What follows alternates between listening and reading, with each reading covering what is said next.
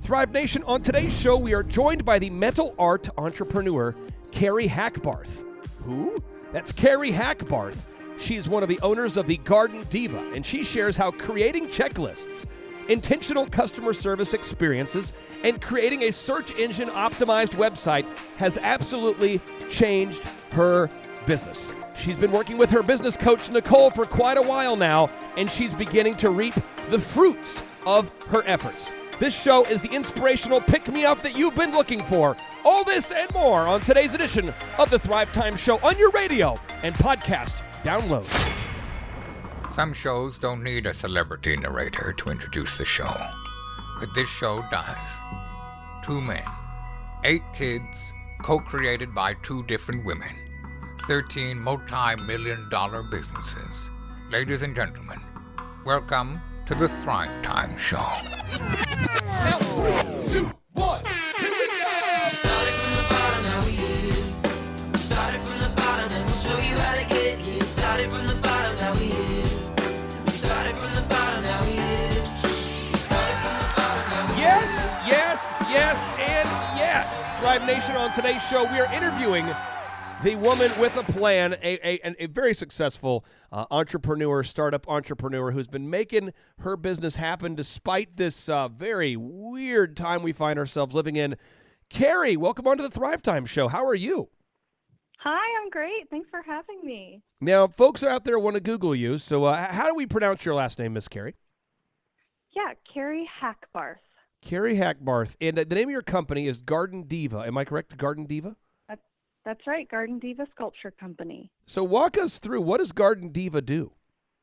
Yeah, so we are a creative company, and we work primarily in metal, like steel. So we do a couple of things. We create ornamental garden artwork that we then sell. We do some custom metal work, and then we also teach art classes. So we do metalsmithing classes. We do classes with a plasma torch, and we just get people in our town going and getting creative. And my understanding is that you are a relatively young company. Tell us the story of when you first had the idea to start Garden Deva. Yeah, so actually, I have been an owner of the business for going on 3 years. Wow. But the company itself has been around in Tulsa for much longer than that, actually about 20 years.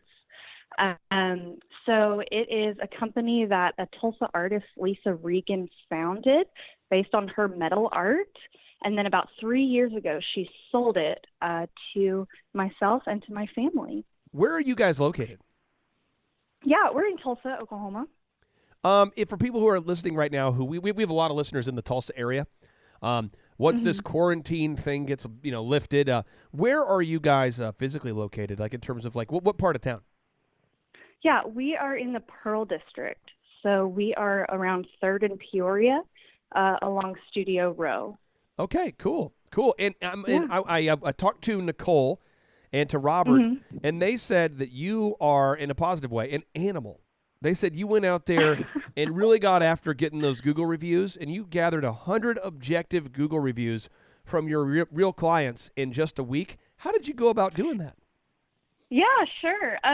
So we kind of got our team going on obtaining some Google reviews from folks that they know that have had a positive experience with us. And then we also utilized our customer base. One thing that was very advantageous about the company existing for over 20 years is that we have a very loyal and broad customer base. So once we sent out asking for people to start getting us Google reviews, we got a lot, and we've surpassed 300 Google reviews last week. So we are very much enjoying that process right now. And how long have you worked with Nicole and Robert and the team? Yeah, we started working with Nicole in October, and we're currently in the beginning of April.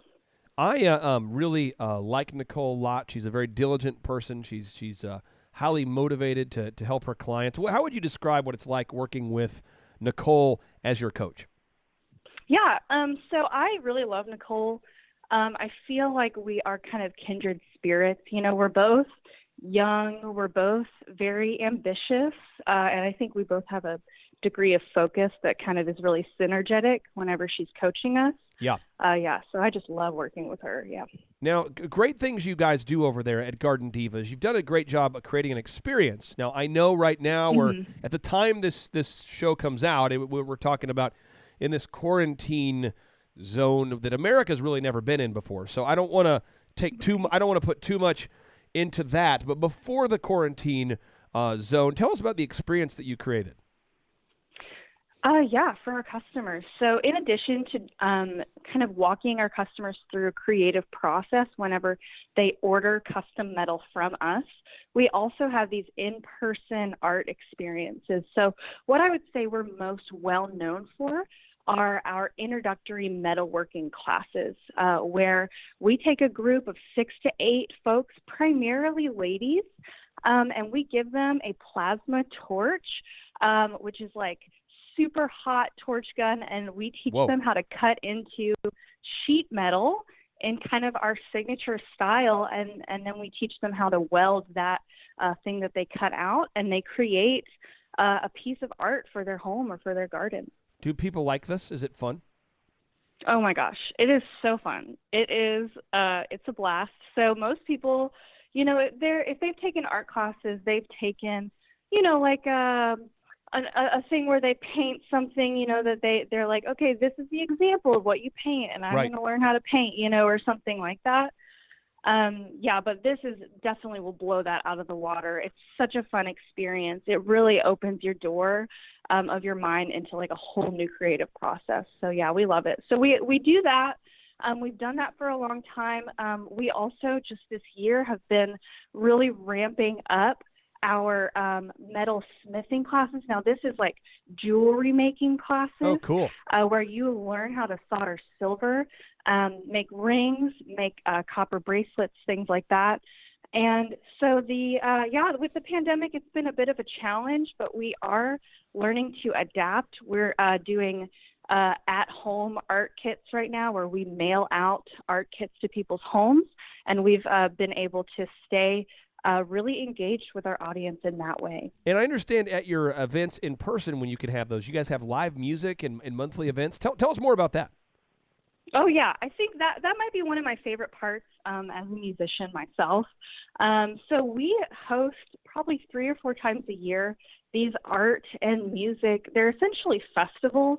We will have over a full weekend. We can have over 40 artists set up in our studio on our property with all different kinds of like handmade wares, you know, leather goods, jewelry, things like that, pottery. And then we will have all different kinds of local bands play for 2 whole days. So yeah, it's a really fun party that we do. We do a big one in the fall, another big one in the spring, and then little things interspersed throughout the year. So yeah, there's always a reason to come by the shop for sure. Well, you know, in working with clients, one of the things we have to do is to, I would say with pretty much every client, is we have to work with you to help you develop a one sheet or a document that clearly explains what you do, the pricing involved, the benefits of the pack, that kind of thing. Have you worked with Nicole on creating a one sheet, a one sales sheet? And if so, has that impacted your business? Oh my gosh, yes, absolutely. So we've created a couple of different one sheets for different aspects of our business. But yeah, I think that has really helped us narrow down really our value proposition and what makes us stand apart to our customers. As we promote, you know, our art classes to the public, it really kind of helps us stand out for sure.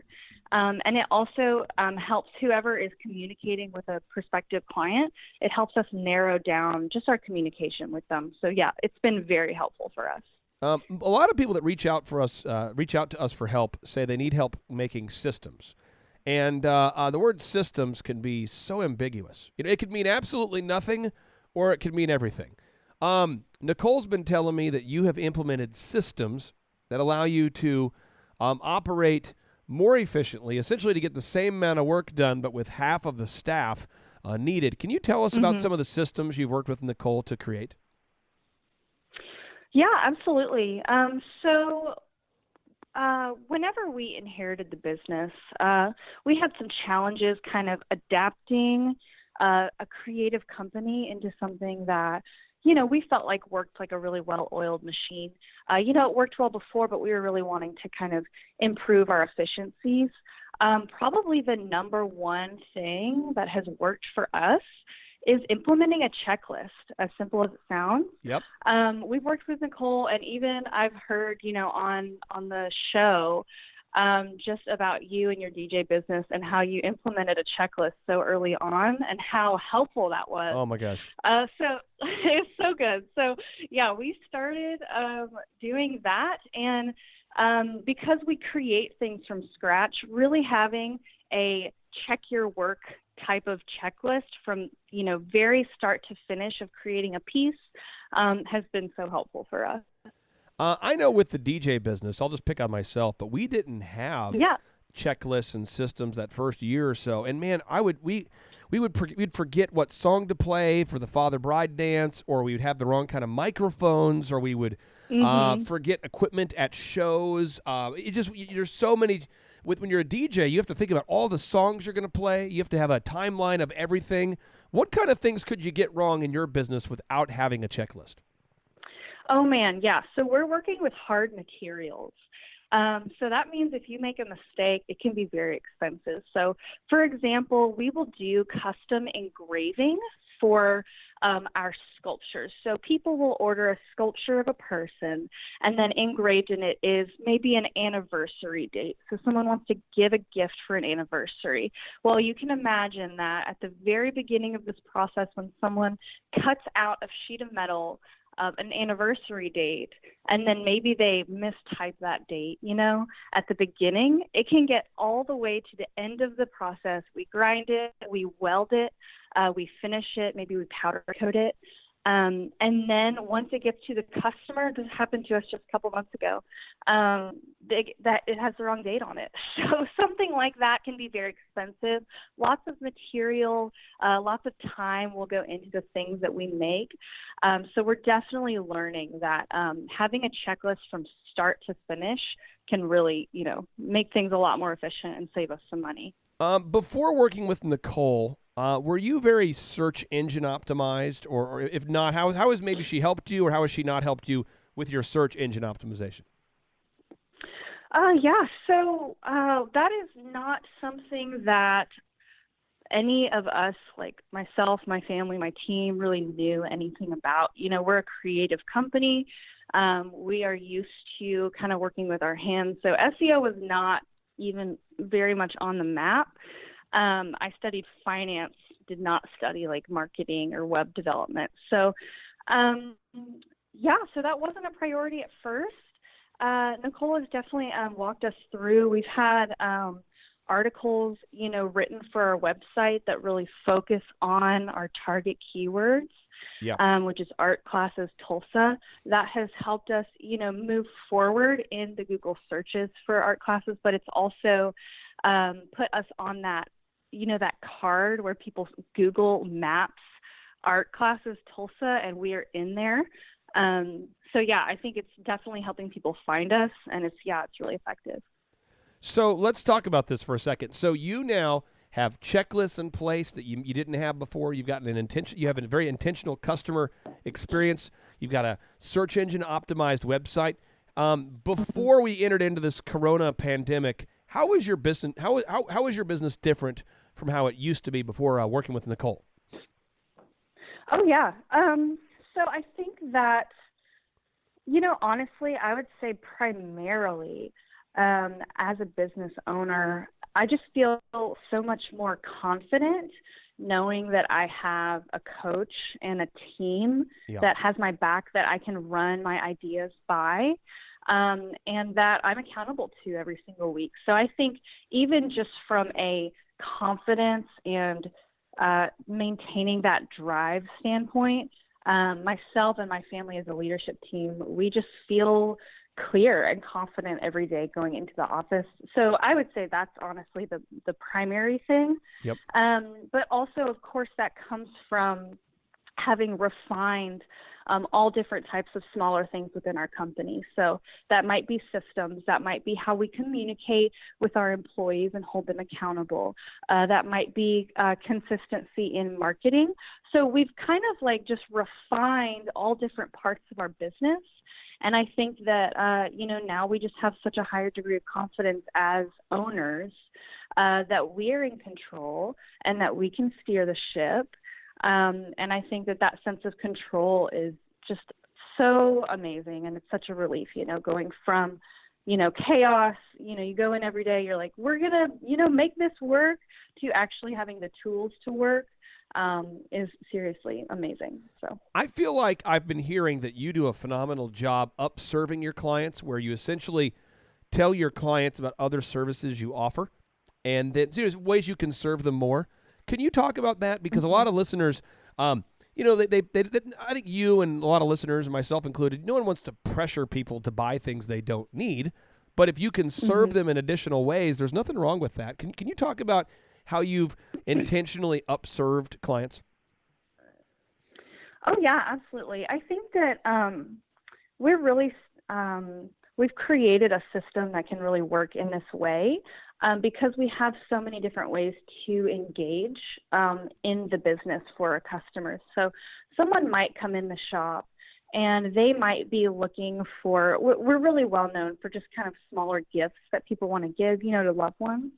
So they might come in and shop around and they want to get something for, a family member or a friend. And we have a process where, we invite them in, to purchase that, item that they might be getting. We can invite them to purchase a custom piece that's a little bit more unique. And then we can talk to them about the art classes that we have. If they want to learn how to get more creative, learn how to make what they're seeing in front of them. Yep. And then we have a schedule that we can hand them and show them, these are the ways that you can get involved. So yeah, there's always some upselling going on. And I think that's so helpful, and it gets our customers engaged in a way that they weren't engaged before. So we've been learning how to implement that. Once we started that, it really helped. And I think it increases our engagement with our customers. Nicole told me you're implementing the Dream 100 system, which is essentially a system that was created by Chet Holmes, the author of the book called the Ultimate Sales Machine with the red cover. But the idea is you make a list of 100 ideal and likely referral sources, and you relentlessly reach out to them in an attempt to generate referrals. And she said that you've already had some schools that have referred you. Talk about the Dream 100 system. Yeah, so we use the Dream 100 system for our wholesale. So with the sculptures that we have on our website and in our studio, we have stores all over the country that want to sell those on a wholesale basis. The sculptures are so unique, and so stores really love to have them, little boutique stores to sell to their customers. So we have used the Dream 100 to build a list of wholesale clients that we can then reach out to. So that's been good. Primarily, my business partner, Penny, deals with the Dream 100, so that's not my area necessarily.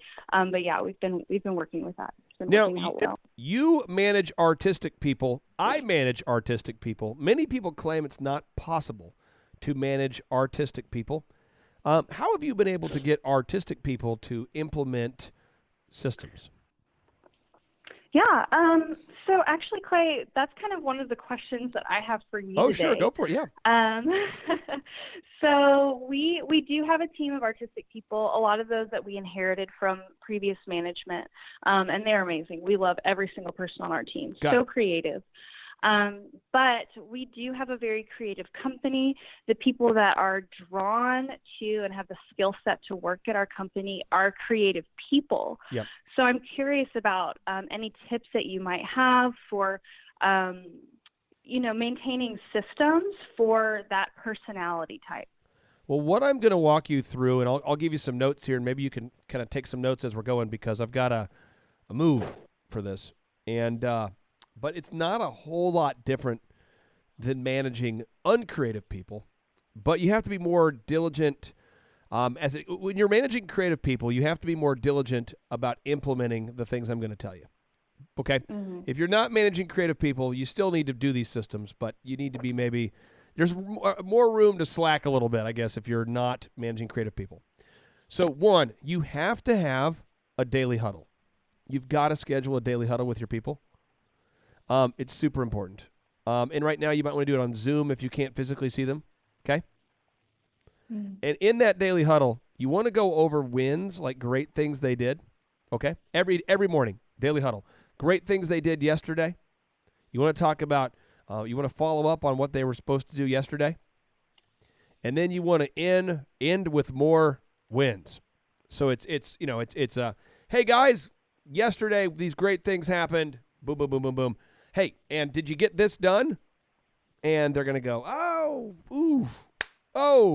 hey, I forgot. Or gosh, it seems like we have the same meeting every day, Kari. It's the same stuff every day. Why can't we have it, variety? You're going to hear that a lot. And so you got to have wins. You follow up on the checklist, and then you got to have more wins. And you almost have to, in that final wins, it's kind of almost like an inspirational talk, okay? And that when you wrap up your meeting, you start off with the wins. That's great stuff that happened yesterday. Then you follow up on the checklist, but you've got to end that meeting with like an inspirational something. They've got to like the huddle, if that makes any sense at all. Yeah. And then if they don't get something done, that's when you want to do private correction. Don't do it publicly with creative people, as a general rule. They just can't handle it. Maybe your people can. But you know what I'm talking about? Where you do like a correction with somebody and it doesn't go well because they get offended. Not your people, but other people. You know what I'm saying? Oh, yeah. So start off with the wins, okay? Have a set time. Schedule a daily huddle with your people at the same time every day. It should take no more than 15 minutes. But that's how you keep them in line. That's how you keep the team flowing, okay? Now, the second is you're going to have a weekly training. You have to schedule a weekly team training where in that training you go over the standards, you go over the checklists, and you role play until your head explodes. Okay? Okay. But you go over that's where you go over these things proactively every week. So far on point 1 and point 2, the daily huddles and the weekly team training, are you doing that now or how's that going? We are doing, actually, after we did your conference this year, we implemented the daily huddles and the weekly meetings. Now, we didn't do, training on those weekly meetings, though. So you do training in a group setting, is that right? Yep. And then it's very important that you give awards if possible. Like the best artistic project of the week was, and I say, I'm giving you examples here in the weekly team training. You give awards. That could be like reading a testimonial from a client. That could be giving your team a trophy, So you rotate the trophy of the week. It's like in our office, for Elephant in the Room, the stylist with the most creative hair that they personally have, like their own haircut, whatever stylist has the most creative hair, they win an award. We match tips. I love it. So whoever gets the highest tip, we actually match the tip. So if they got a $50 tip, we'll match it. If they get $100, we'll match it. And then step 3, you got to have interviews every week. And right now, because of certain guidelines, you might not be able to have a group interview, but you can do a 10-minute interview and book one interview every 10 minutes. Because once somebody gets to the level where they're no longer coachable, you have to move on. And I don't know where that level is. Yeah. But you know what I mean, where somebody quits but still wants to keep coming to work. It's weird. They've mentally quit, but they're still there. Okay. And then what you're going to want to do, step 4, is have a weekly accounting finance meeting where you look at your numbers every week. And you want to make sure people are mathematically making sense. So if like for Elephant in the Room, if you work at Elephant in the Room, you're a grooming professional, you have to cut hair in 27 minutes. The haircut appointment has to be 27 minutes. And it also has to be great. And certain people want to test the bounds to see if you're actually going to hold them accountable to that time frame. So you've got to have that, to look at the numbers apart from the people. Cool. Okay.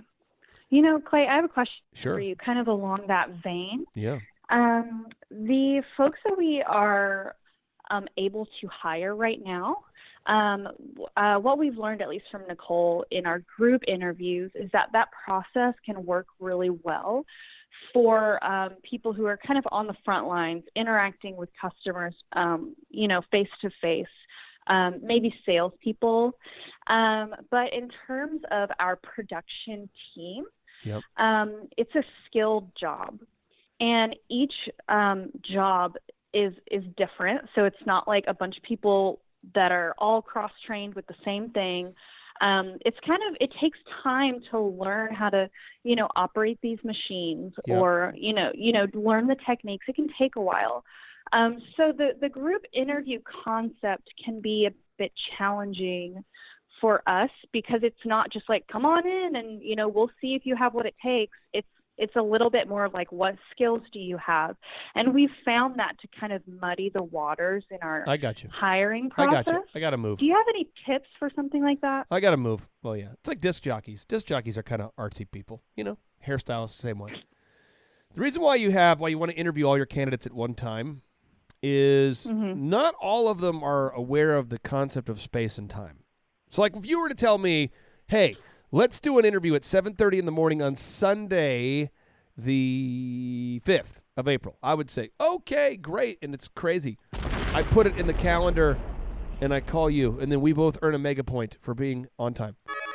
But how many of the people that interview actually show up on time? Honestly. I mean, what as a percentage? Is it half? Is it 90%? How many people show up on time?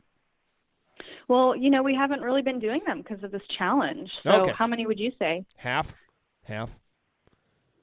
So if you show up on time, right, then what you do is Carl is going to help these people. I'm just making up an example, okay? But Carl's going to meet everybody, right, who's on time. And they all fill out paperwork, okay? And then Carl sends people one by one to meet with you in 10-minute intervals. But you save yourself the time of having 6 hours of consecutive interviews set. You see what I'm saying? So everybody shows up at 6 for the interview. And then the people who are on time, which is, by the way, half of the people, then you say, hey, Kari Smith, come on back. And then you meet with Kari Smith one-on-one. And then Richard Jenkins, come on back. And they're in 10-minute intervals. And that way you still get that one-on-one time, but you don't have to block out hours and hours and hours. Now, because you guys aren't like, you're more like entrepreneurial, you've figured out a system that works for you. Whenever you do those one-on-one interviews, what is kind of your approach when you do those? One, I know it sounds weird, but I look into their soul via their eyes. And I'm really good at it. And you are too. It's just most people have learned not to judge, So as an example, we did a group interview a couple, 4 weeks ago before the Corona craziness, and this guy was high as a kite. Whoa. Wow. Oh, and so I'm not, mad at him. I don't know what he's going through, but I'm not going to hire him. Yeah. You can see emotional instability. You can see confidence. You can see, and then I just like to ask him, 3 questions really. I say, what are your goals?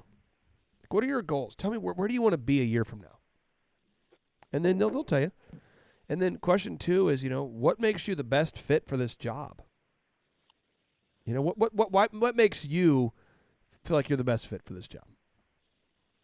And 3, what major questions do you have or concerns do you have about working for us or working with us? And usually when I go over the goals and, and I really do, when I take the time to ask them their goals and what makes them the best fit and what, questions they have about me, I can usually tell if they're a good fit right there. That's how I do it. Okay. But hairstylists are very similar to the people you're referencing here. And DJs, that is very artistic people. Yeah, I can see that. Yeah. So I have another question. Sure. It's in a little bit of a different vein. You mentioned at your conference that anything with more than one head is a monster. Oh, yeah. And that really stuck out to me because the very nature of our business is a 3-headed monster. So we are me and my mom and my dad Got it. that are running this team. We love each other, and we know that this is a challenge. We'd say it in front of each other. Yeah. It's tough when you have multiple people managing. You hear one thing from one person, then it switches, to another person. Employee, just trying to maintain that consistent management can be a challenge. Now, this is already baked into our business in Right. terms of ownership. So we can't change it. What advice would you have for me as someone who, we're very open in communicating, my family and I are, but this is where we are. So would you have advice for how to make that still operate as smoothly as possible? You have to pick lanes. So something that I don't know if this helps at all for you, but my wife does all of the accounting. And she's always done the accounting since she said she wanted to do the accounting. When I started the business, I did it myself, but she said she wanted to. So she handles accounting and legal and that kind of stuff. So right now with this Corona craziness, there's the Paycheck Protection Program. Yeah. And I am currently banned huge. from cutting haircuts. We can't cut hair. So we've been, Yeah. shut down. So I teamed up with a person who makes hand sanitizer. And true story, we have sold $40,000 of hand sanitizer yesterday. That's crazy. It's crazy, yeah. Now, I'm an entrepreneur, though. I am not an accountant. I find problems and I solve them. And so I had a client of mine who is doing very well, and he knows what he's doing as it relates to making products, and he needed some capital. So I said, I think we can do that. So we needed to come up with, I think, $40,000 or something like that. And so I saw the opportunity. I knew that the opportunity was there. I knew that it could help people, but I am not the one who makes most of the financial decisions. I will make recommendations, right? But if my wife disagrees with me, then that's okay, because we've already had that discussion that when we don't agree, she gets to vote as it relates to legal and accounting.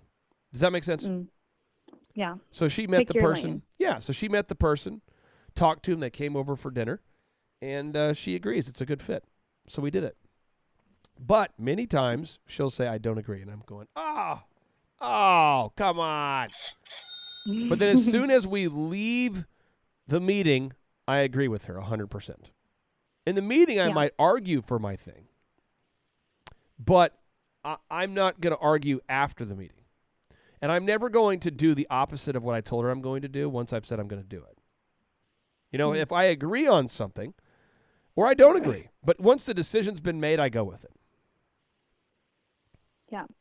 But a lot of people, a lot of people, what happens is they don't agree, and they can't seem to agree, and they can't seem to move on. So now, in a dysfunctional relationship, I don't agree with you, but I say, okay, Kari, I'll do it, sure. And then during the week, I do the opposite of what we agreed on, and that's weird. Yeah.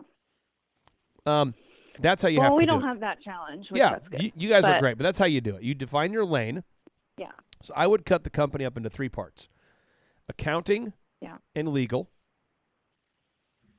customer experience, a.k.a. marketing, sales, and human resources. That's what I would do. Yeah. And then who's in charge of each one of those areas? Something like that. Yeah. Nice. Cool? Awesome. Thank you. Yeah. What other questions do you have? Because I want to make sure that I'm adding some value to you, because I hear such great things about oh my gosh. you. I want to so help. appreciate your time. Yeah, no problem. I have a question. So we do art classes, metalsmithing classes, things like that. Right now we are doing at-home make-your-own wind chime kits that we mail out for $28. We've found those to be people are loving those, really loving them. Now, in terms of promotion, getting the word out. I've got wind chimes now in my own office. Do you hear those wind chimes? Do you hear those? I Let me do. hit it again. Wood? Those are metal ones. I have it right above my desk there. Well, So I had to chime in with I the love wood it. chimes. Okay, back to you. I That's just want to cool. make sure I'll you know. have to send you one of my wind chime kits. Oh, absolutely. So right now, our three-legged stool that works nicely is our, believe it or not, number one, email list. Our email list has like 5,000 people on it, and it's our number one. I believe it. Beyond that, I believe it yeah, for you because crazy. people like you. Yes. You know, Yeah, we have a emailing. warm audience. Yeah, email marketing is something that only works if the list was generated in a sincere way, which your company has done diligently over time. So that's a great thing. So you're saying leg number one is email. Got it. You know, I'll tell you in that vein, we were working, over a year ago with a different marketing company. Yeah. And they sold us a $750 email blast we were doing some Christmas sculptures that are very popular with our audience. It's a great time of year for us. So they sold us an email blast to like 15,000 people for $750. We did that, and we did not get a single purchase from that. Yeah. Oh, and it was No, awful. that is terrible. It's jackassery. And furthermore, what'll happen is you can get your email or your website actually banned from certain servers as a result of that. So then all of a sudden, every email that you send out to anybody gets banned. So email marketing is very good if you've built a list in a sincere way, but not so good if you... which we love that, yeah. Okay. So in terms of then, I guess, pulling in new people, right? So right now, our three-legged stool, email works for us. Okay. Facebook, we have a warm audience there that works. And then actually for our events, believe it or not, number one for events, festivals, print newspaper. Yep. Way more effective than even Facebook or Instagram. I agree. People see that we have an event in the paper, and they come out in droves. It's amazing. So in terms of finding new people for art classes, what would you recommend for those methods for new folks? I will give you specific moves that I know that work for the things you do and that have worked for clients in the past that do similar things to you. So one is, it might sound crazy, but door-to-door door hangers in areas that can afford what you do have been proven to be very effective. You know, because when you come home, you see the door hanger, and if it invites you out for a free class or some way to experience it, I mean, and you know what I mean? You can be very specific about where you're going, and that works really well. Also, retargeting advertisements work very well. You know, those are the ads that follow you around the internet. Those are powerful. Also, have you experimented with YouTube advertising right now? No, we haven't done much video. YouTube advertisement is really cool for what you do, because you can get that footage of, you know, what you do is very visual, you know, of making things and showing people making the art. I mean, the flame, there's all that cool stuff. If you make a nice YouTube advertisement, which our team could make for you, what happens is then you're going online today, let's say to watch a Life Church sermon, or maybe to watch a highlight of something or whatever you're doing, and then your commercial will interrupt it'll be shown before the video gets shown, but you can really niche it down based on specifically who you want to see the video. So it does work very, very well. And then, have you done any work with Dream 100ing to private schools, like their PTAs? No, we haven't. I don't know who normally buys your stuff. Is it men or women? Women. Okay, and do they normally come in and schedule these classes? Is it them by themselves? Do they come in with their girlfriends? Do they come in with their kids, or what? They come in with friends. We do private classes, but it's usually like we'll have a set time, and people will then sign up to take the class for that time. Got it. Well, if you do a Dream 100 to private school PTAs, it really is effective. So the offer is when you buy something. When you buy from the Garden Deva, we're going to donate X amount of dollars to your PTA. Nice, yeah. And they love it because they're always trying to do fundraisers for the PTA. They're also looking for something something fun to do. And the private schools really do have a pretty aggressive, pretty engaged PTA. So in Tulsa, I'm speaking of like Cascia Hall. They're very engaged parents there. You have Monte Cassino is very engaged. You have Bishop Kelly is very involved. Mm-hmm. You've got Metro Christian. You got some schools there, Holland Hall, that are really engaged. Yeah. Now, if you're going to go to some of these public schools, not so much. I mean, they have a real hard time getting parents to get involved for a variety of reasons. Mm. But the moves that I would recommend that you're maybe not doing yet, door-to-door is just so cheap. And especially if you're in the Pearl District, the areas that are kind of near you, that Midtown, those nicer homes, man, you can do really well with door-to-door. So you print up an ad and you go put it on their doorknob. Yeah, door hanger, at their house. Oh, yeah. And that works. You get some good cardio points, by the way, too. Yeah, it does. It's weird because, again, I mean, if you do it artfully and it looks nice and you're invited to come out for a free lesson, they feel like they're invited more so than they were marketed to. Mm. So it works well. Love that. We'll have to try it. Yeah. And then retargeting ads, I would always have your retargeting advertisements on. Those are ads that follow people around the internet and through a company called AdRoll, ADROLL.com. So if somebody gets your email and goes to your site, or they Google you and find your site, for the rest of their life, they're going to see your ads showing up about once a day. And it's really cheap. Yeah. It's like $25 a week. It's awesome. And then YouTube advertisements are powerful because what you do is so visual. So Facebook and YouTube, you would do really well if you had video ads. How long for a video ad is the ideal length?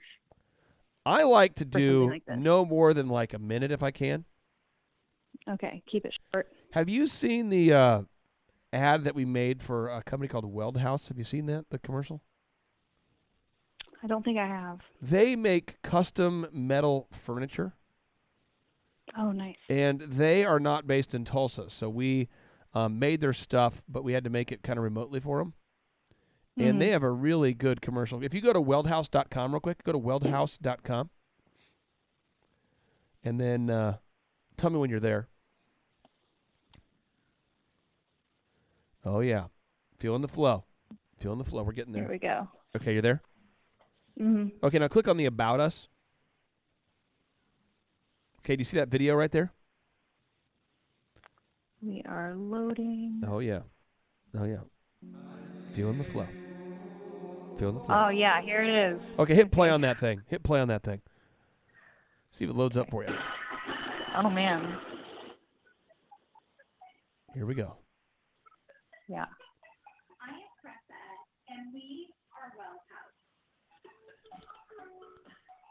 And they make all this really cool, like they take old rusted that's vehicles and great. turn it into like tables and chairs. You might get some ideas from these guys. Yeah. But people love really her. high energy. Yeah, and they make products for Starbucks now, for Slim Chickens, for some executives at Honda. And look how visual that is. It's just cool. Yeah, I love it. Yeah, I mean, and again, if everyone out there goes to weldhouse.com, you can check this stuff out. But if you look at their gallery, I mean, their gallery is just sick. Look at the conference tables, and it's just cool. You'd like this stuff. Oh, yeah. You know? Oh, yeah. This is great. So hopefully that gives Love you it. some inspiration there for you. And I know, Yeah, it does. I know we have about 500,000 listeners who are passionate about visiting the websites of the people we interview on this show. So what is your website, and where can people learn more about you, Miss Kari? Yeah, thanks. We are at Garden Deva, DEVA.com. Deva is an ancient word that means a whimsical garden spirit. So gardendeva.com. That was my nickname in high school, was Garden Deva. No, I'm just kidding. It's nice. Nice. Nice. Oh, I thought that was pretty good. Okay. So do you have any other questions today on this beautiful Sunday morning before I let you get back to doing all the great things that you do over there at Garden Deva, DEVA.com. That's gardendeva.com. And any final questions? I think you answered my big ones. Yeah. I really appreciate your time, Clay. I wanted to give you a little encouragement too. Have you been following the coronavirus scare? Have you seen this? Have you been following the news? Yeah, of course. Okay. Are you aware of the updated predictions on the amount of deaths? Have you seen this? Have you been following this?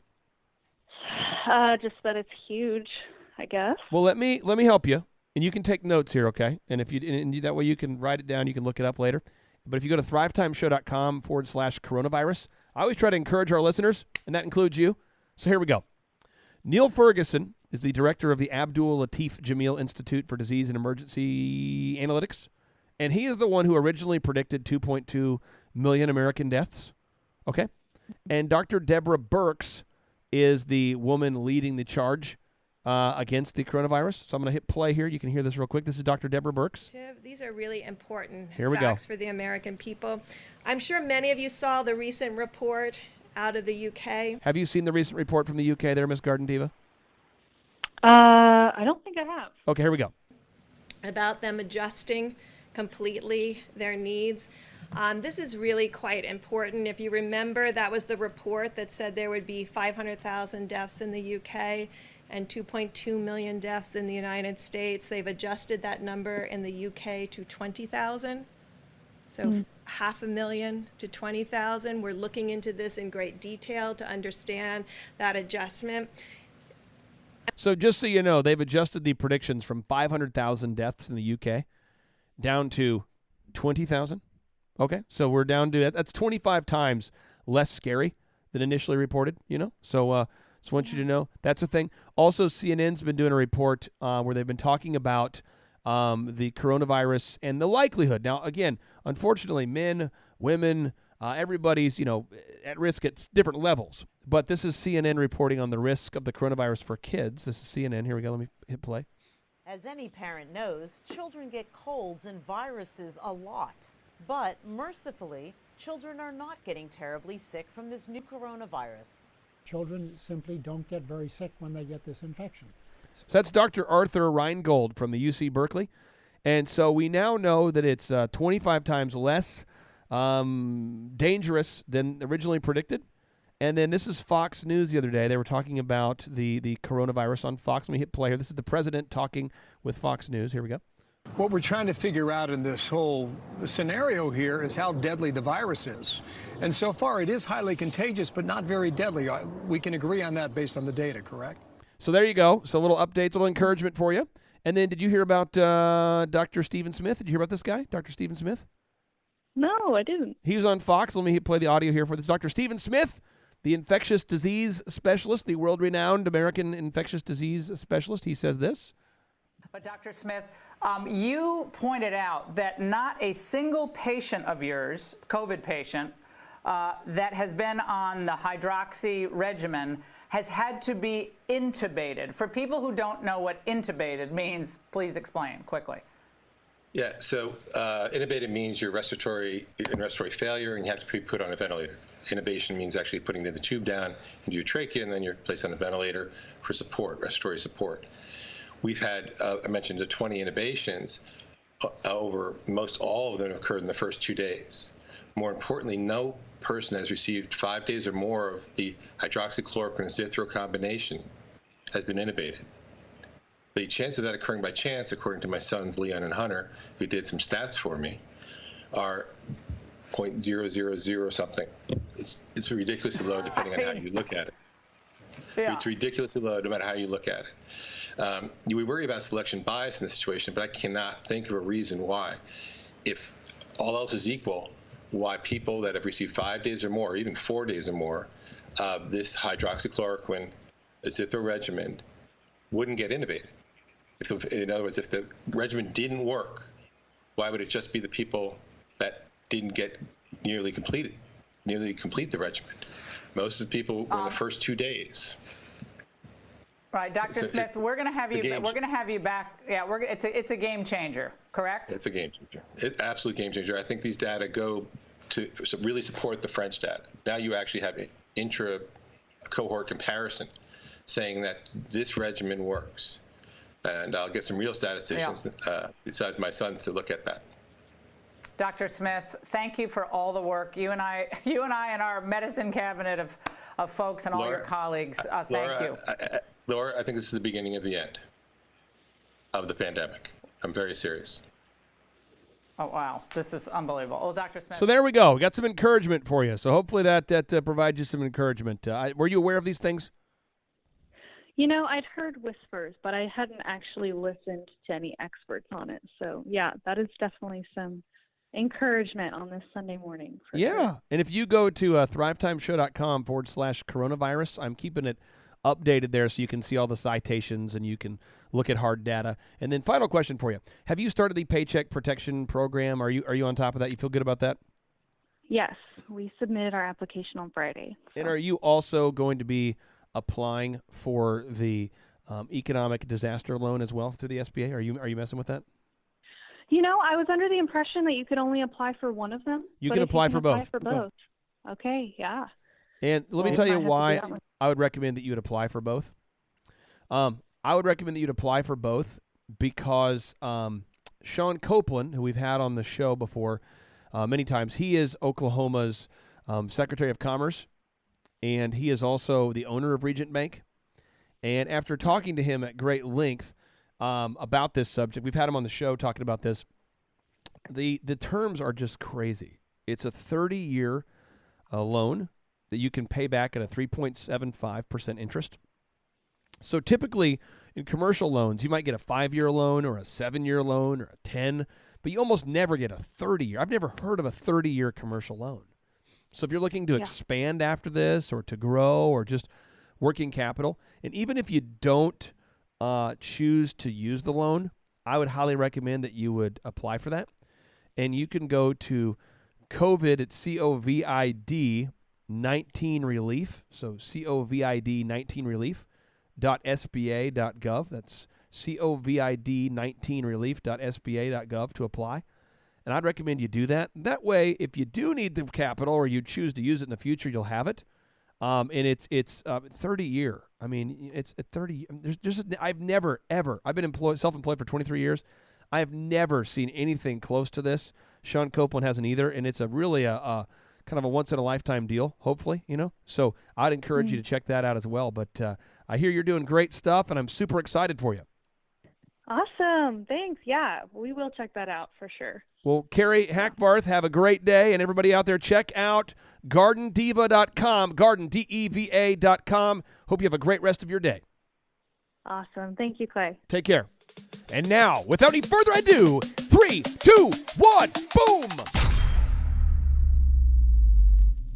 Why does this still keep happening to me? I don't know whose prayer I'm breaking into, but I'm breaking into somebody's prayer saying, Lord, why do I keep going through the same things over and over again? And the Lord sent me here to tell you the problem is with your default. Until you change your default, you will always go back to being who you were before because you have never changed your mind. You change your friends, you change your address, you change your phone number, you change the songs you sing, you change everything else, but you didn't change your mind. There's nothing as powerful as a changed mind. Boom! Nothing as powerful as a changed mind. Boom! Better get yours, cause I'ma take mine. Boom! Leave them where they got if they ain't ready. Used to have a lot of homies, now they dropping like a Betty. I'm like, boom! We taking over, it's our time now. Boom! Oh, you ain't know? We about to thrive now. Big, overwhelming, optimistic, momentum. A place, hey, back, let me get them. Go get them then. Hurdle every obstacle, trying to do the impossible. Turned my whole life around, haters thought it was comical. Had to make some moves, didn't even seem logical. Quarterback to play, man, I had to call it audible. Drop back, stop that. Rearrange or switch it up. Only got one life to live, it's best that you gon' live it up. Failure ain't an option, ain't no way that I can give it up. Hey, knowledge, gon' pick it up. Nothing like your posse, look poppy, you cannot top me. They watch me and try to copy like Rocky, you cannot stop me. Hungrier than ever, we grinding all through the weather. We shining because we better, get with us, we bout our cheddar. Once I change my mind, dog, trust me, ain't no going back. Coming for that top spot, I'm feeling like they owe me that. Time for us to level up, I feel like we've been holding back. Throw your hands up, say it with me if you know it, Dad. Boom! Nothing is powerful as a changed mind. Boom! Better get yours, cause I'ma take mine. Boom! Leave them where they got if they ain't ready. Used to have a lot of homies, now they dropping like a Betty. I'm like, boom! We taking over, it's our time now. Boom! Oh, you ain't know? We about to thrive now. Big, overwhelming, optimistic, momentum. A place, hey, back, let me get them. Yeah. Came a long way from where I used to be. Don't even see life the way I used to see it. Old habits die hard, but you gotta leave them. If they ain't riding like a Harley, then you don't need them. You're cheering and you're clapping, I don't need that. Fake friends treat them like Fat Joe, make them lean back. Excitement, no vision, makes you blind, I can see that. Anything I think up in my mind, I can achieve that. I can make a million if I want to. I'ma keep it real cause I want to. Other women try to holler, girl, I want you. And disrespecting wifey's what I won't do. Gon' do your dance, gon' do your dance. If you really wanna change, gotta have a plan. Even when they sit down, I'ma take a stand. Throw your hands up, say it with me if you know it, man. Beliefs become your thoughts become your actions. So be intentional about where your passion is focused. There's no hocus pocus. We only live once, man, and you know this. You can't press the rewind, but you can make a beeline to the next level like you're headed for the tree line. I was born in Minnesota, moved to Oklahoma, incorporated both into my rhymes. Now it's time to show you how a former stuttering student can turn out the raps with a lyrical miracle flow in the cash to match. Yeah, I'm imported, a Minnesota refugee, but I'm consistent as can be as I rap on hip-hop beats, bringing rappers and tax. Even though that I'm wise, I can play that funky music, but I ain't vanilla ice. Here we go, here we go, here we go, full steam. 3, 2, 1, dynamite on the scene. Boom! Nothing is powerful as I change mine. Boom! Better get yours cause I'ma take mine. Boom! Leave them where they got if they ain't ready. Used to have a lot of homies, now they dropping like a belly. I'm like, boom! We taking over, it's our time now. Boom! Oh, you ain't know, we about to thrive now. Big, overwhelming, optimistic, momentum. Boom! And the Lord sent me here to tell you the problem is with your default. Until you change your default, you will always go back to being who you were before because you have never changed your mind. You change your friends, you change your address, you change your phone number, you change the songs you sing, you changed everything else, but you didn't change your mind. There is nothing as powerful as a changed mind. Hear the rest of T.D. Jakes' incredible, life-changing, and mind-altering sermon, Nothing as Powerful as a Changed Mind Today, by looking up T.D. Jakes on YouTube and typing in Nothing as Powerful as a Changed Mind. You're getting ready to flow. I feel the glory. That is a lyrical miracle rap